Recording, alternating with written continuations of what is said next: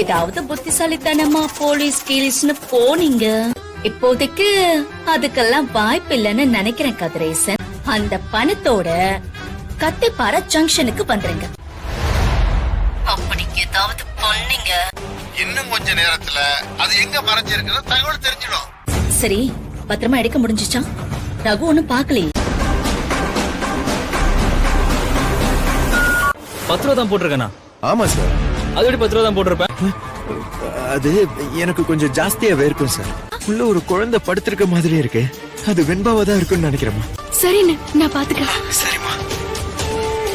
நம்ம எதிரிய கூட மன்னிச்சிடலாம், ஆனா துரோகியை மன்னிக்கவே கூடாது.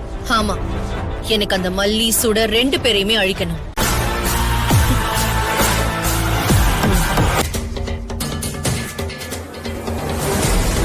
அவதான் என்ன வாழ வச்சிட்டு இருக்கா. என்னால அவளை விட முடியாது. ஏய், உன் திருட்டு புத்தி எனக்கும் இருக்குன்னு நினைக்கிறியா?